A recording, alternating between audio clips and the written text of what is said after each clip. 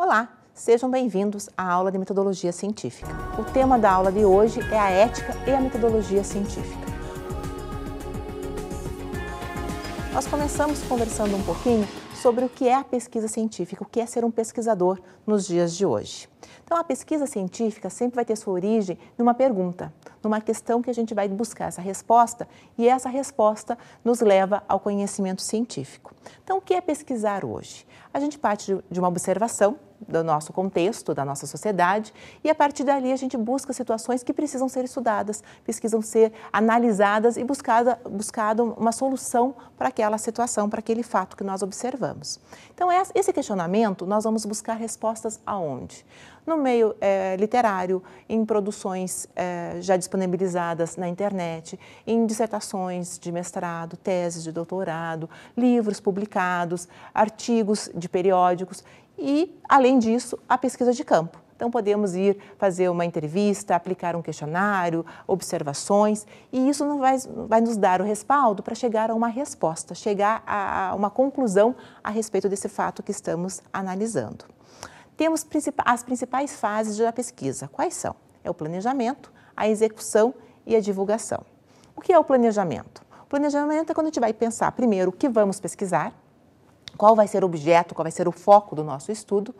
A execução, que é quando nós vamos realmente aplicar esse conhecimento, vamos discutir a questão dos autores, quem são os autores mais atuais que publicaram sobre isso, quais são os livros clássicos que dão embasamento teórico para esse assunto, e vamos para a divulgação, que é quando nós levamos a público o conhecimento que nós chegamos, o resultado que nós tivemos, e isso vai ser validado perante uma comissão avaliadora, vai dizer se o método científico que utilizamos, se a questão que foi trabalhada foi bem respondida, se isso tem uma veracidade, se isso foi fidedigno ao método escolhido.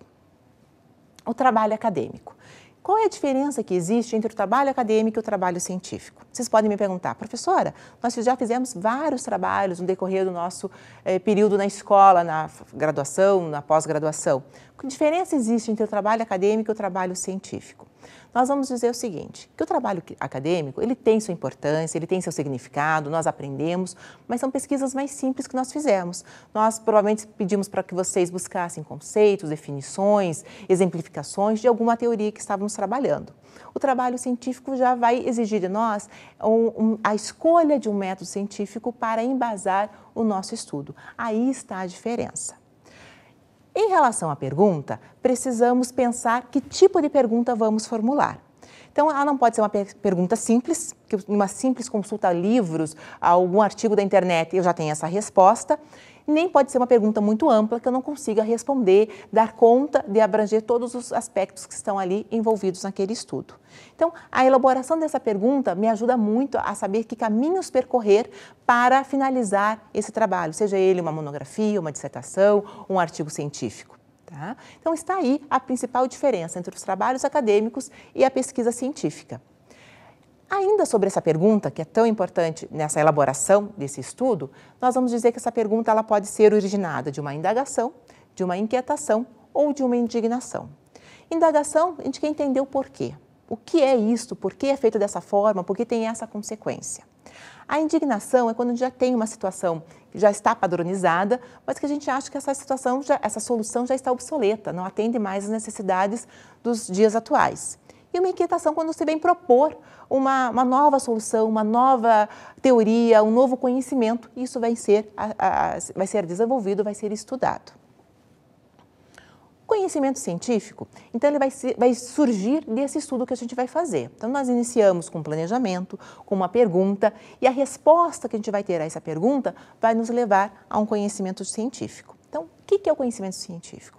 Ele tem como origem o conhecimento do senso comum, esse conhecimento que é de todos nós, que nós temos no dia a dia, que nos é passado de geração a geração, que nós temos acesso a esse conhecimento de forma assistemática. Quer dizer, você está ali conversando, de repente alguém te dá uma informação, te explica alguma coisa, mas você não tem essa fundamentação, não tem essa criticidade para dizer realmente isso está certo, isso tem algum fundamento teórico.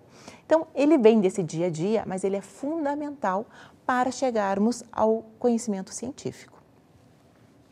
O que acontece então? Então nós estamos nesse senso comum, nessas opiniões de pessoas que não estudaram, não se aprofundaram em relação a isso, mas que de alguma forma nos convencem que esse conhecimento é válido, né? Então ele é fragmentado, ele é impreciso, mas que de alguma forma nós achamos válido. Enquanto pesquisadores, nós podemos aprofundar esse conhecimento para ver se até que ponto ele tem uma comprovação científica. E aí que está a importância do senso comum. Ele é a base do conhecimento científico. Então, vocês lembram aquela história do chá de boldo, que as avós diziam que quando a gente estava com dor de estômago, a gente devia tomar o chá de boldo? É exatamente o exemplo que a gente precisa aqui. Então, por muito tempo, esse conhecimento foi passado de geração a geração e todo mundo que tomava o chá dizia, não, realmente é bom, ele ameniza as dores de estômago. Um certo pesquisador resolveu realmente analisar quais eram os princípios ativos ali que poderiam realmente ser eficazes em combate à dor de estômago. Hoje, esse conhecimento não é mais de senso comum, ele já é um conhecimento científico, ele já foi comprovado os princípios ativos do boldo para realmente sanar a dor de estômago. Então, está aí a importância do senso comum para a construção do conhecimento científico. Então, enquanto o senso comum ele é metódico, ele é sistemático, quer dizer, ele acontece no dia a dia, sem uma previsão, sem uma organização, o conhecimento científico ele vai ser metódico e sistemático. Quer dizer, quem vai se propor a estudar esse assunto vai para um local específico, vai com instrumentos próprios para desenvolver esse estudo. E ele é metódico porque ele vai passar pelo método científico. Qualquer outra pessoa que queira repetir esse experimento, queira chegar de novo a essa resposta, vai saber que passos seguir. Por isso ele é metódico. O conhecimento do senso comum, ele é fragmentado, ele é impreciso. Por quê? Ele é fragmentado e impreciso porque ele surge do dia a dia. Nunca ninguém foi além e perguntou, mas por quê? Você tem razão disso? Quem te explicou que isso realmente é verdade? O conhecimento científico, ao contrário, vai ter todos os argumentos teóricos que vão embasar esse estudo, vai te dizer por que você chegou aqui, como chegou, que passos você seguiu para ter esse resultado.